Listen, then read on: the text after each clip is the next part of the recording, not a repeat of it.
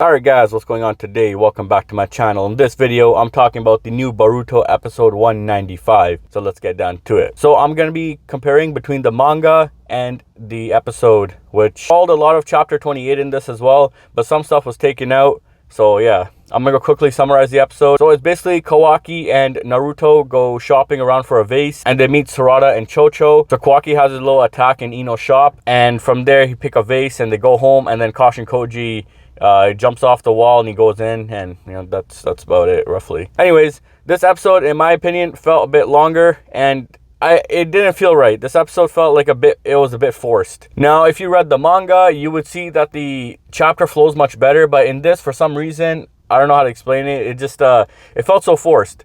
For example, Sarada and Kawaki. Like, Sarada kept bossing him around, showing him, this is like the first time she's talked to him. And she's like bossing him around and like pushing him and telling him to do this and that.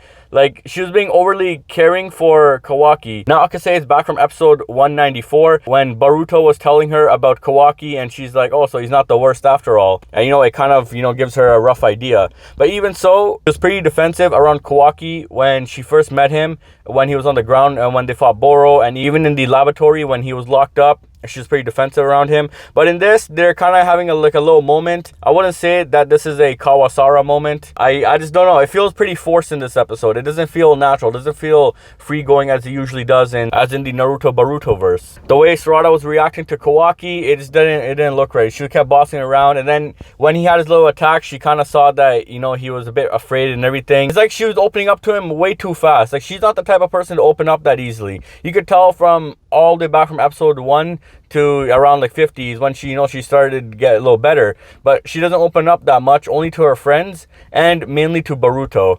She doesn't open up at all, and this is the first time she's talked to the guy, and she's like telling him what to do and stuff like that. I don't know, it's hard to say, but I feel like the manga did it much better here. This is my problem with the Sarada and Kawaki part. Another thing they added that wasn't in the manga was Chocho. Now I feel like Chocho was actually a waste adding, but at the same time it helps the character because this is Chocho's first time meeting him, and it kind of helps that Chocho later on in the chapters says that he's pretty handsome, this and that, so it kind of goes back to that. But having Chocho in this just didn't feel right. I felt like she was a bit forced as well. In the manga, when Sarada was there alone, it felt more natural rather than having Chocho there as the third wheel. Yeah, Chocho felt like the middleman between Kawaki and Sarada. Now, another thing is that when Kawaki had his attack inside the Ino shop, he has a little flashback of Jigen and everything.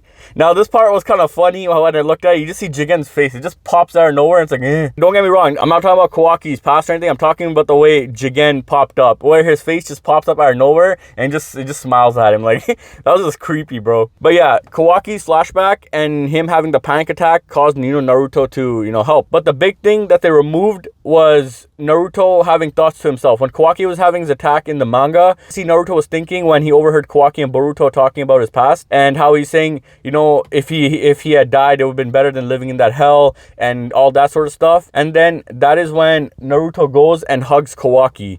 As in the anime, he just sees Kawaki having his little flashbacks, but they don't know Kawaki's having a flashback. They're not thinking, and he just goes and hugs him, which I think that part was needed, but I don't know why they include that, because it gives more character to Naruto's character as how he's showing Kawaki around. But otherwise, this episode was okay. It just felt a bit forced. Like I said, the interactions between Sarada and Kawaki. Another part I didn't kind of get was the bite scene. I thought they would have changed that, but I think the manga did it much better with the bite scene.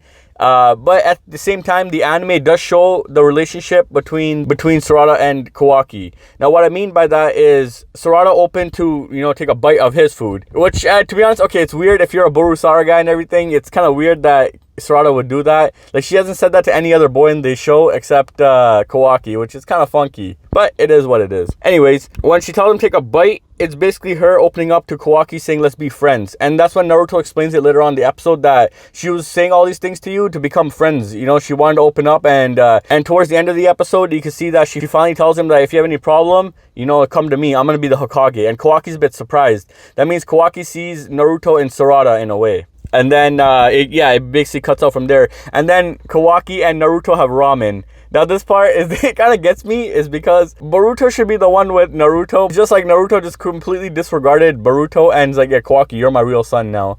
And he starts feeding him ramen. And then Naruto tells him about, friendships and splitting stuff with your friends. That's how you, gain friends and everything, and how it feels. And it's all sorts of good stuff with Kawaki's character development.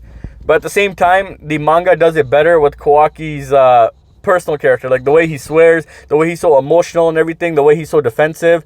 The manga does it better. The anime is okay with that. But yeah, this episode wasn't that bad. It just felt a bit forced in some places. It was okay here and there. But otherwise, yeah, it was pretty good. As for the vase, quick thought about the vase. The vase represents Kawaki's heart and how Kawaki is slowly opening up. And that's what the vase is. I'll explain that later on in future episodes since we're not near there yet. But yeah, we're almost near the Delta fight, so we'll see how that goes. Anyways, thanks for watching. Please comment, like, subscribe. Stay tuned for my future videos. Boruto chapter 57 is here, so I might do a spoiler video if, it comes out. Otherwise, 57, we're going to go over, and there's a lot of juicy stuff. I've seen some spoilers. There's a lot of juicy stuff, so stay tuned.